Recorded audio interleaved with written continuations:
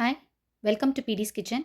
இன்றைக்கி நம்ம ஒரு ஹர்ப் ரைஸ், அதோட பன்னீரும் ப்ராக்லியும் சேர்த்து ஒரு அருமையான கிரேவி, ஆல்மண்ட் சாஸ், அதாவது பாதாமில் நம்ம சேர்த்து செய்ய போகிறோம். சூப்பராக இருக்கும். முதல்ல அந்த கிரேவி எப்படி பண்ணுறதுன்னு பார்க்கலாம். கொஞ்சம் வெண்ணெயை போட்டுண்டு பன்னீர், ஒரு பிளான்ச் பண்ணின ப்ராக்லி சேர்த்துருக்கேன், கொஞ்சம் சிவப்பு குடமிளகா சேர்த்துருக்கேன். இதோட உப்பு, மஞ்சப்பொடி, கெயின் பேப்பராக சேர்க்குறேன்.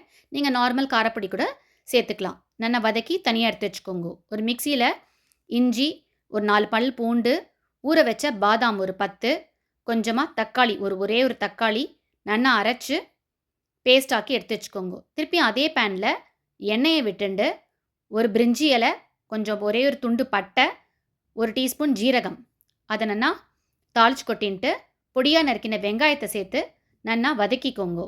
அதுக்கப்புறம் 1 டீஸ்பூன் காரப்பொடி, 1 டீஸ்பூன் தனியா பொடி, அரை டீஸ்பூன் ஜீரகப்பொடி, 1/4 டீஸ்பூன் மஞ்சப்பொடி, 1 டீஸ்பூன் கரம் மசாலா சேர்க்குறேன்.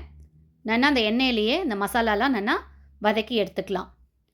நல்லா வதங்கினதுக்கப்புறமா நம்ம அரைச்சி வச்ச இந்த விழுதை சேர்த்துக்கலாம். நல்லா அது பச்சை வாசனை போகிற அளவுக்கு நல்லா வதக்கிக்கோங்க. நல்லா ஒரு மூடியை போட்டு கொஞ்சம் நல்லா வதக்கிக்கோங்க. எண்ணெயும் நல்லா பிரிஞ்சு வரும். அதுக்கப்புறமா நம்ம கொஞ்சம் தண்ணி, இதுக்கு தேவையான அளவுக்கு தண்ணி விட்டு நல்லா கொதிக்க விடலாம். இப்போ இதுக்கு தேவையான அளவுக்கு உப்பு 1 டீஸ்பூன் அளவுக்கு சேர்க்குறேன். ஒரே ஒரு பச்சை மிளகா சேர்த்து நம்ம வதக்கின இந்த ப்ராக்லி, பன்னீர், குடமிளகாலாம் வதக்கியிருக்கோம் இல்லையா, அதையும் சேர்த்து இதில் போட்டுட்டு கடைசியாக கசூரி மேத்தி நல்லா கையில் கசக்கி போட்டு ஒரு கொதி விட்டேலாம் அருமையான கிரேவி ரெடி ஆகிடும். சூப்பராக இருக்கும். இதுக்கு மேட்சிங்காக ஒரு ஹெர்பல் ரைஸ் பண்ண போகிறோம். ஹர்ப் ரைஸ் பண்ணுறது ரொம்பவே சிம்பிள்.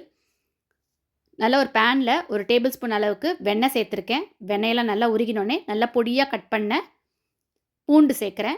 பூண்டன்னா வதக்கிக்கோங்க. நல்லா கொஞ்சம் நல்லா ப்ரௌன் ஆகணும். அப்போ தான் நல்லா இந்த ஃப்ளேவர் கிடைக்கும். அதுக்கப்புறமா 1 டீஸ்பூன் அளவுக்கு இட்டாலியன் ஹர்ப்ஸ் சேர்க்குறேன். அதுக்கப்புறமா சில்லி ஃப்ளேக்ஸ், உங்கள் காரத்துக்கு ஏற்ற மாதிரி சில்லி ஃப்ளேக்ஸ் சேர்த்துக்கோங்க.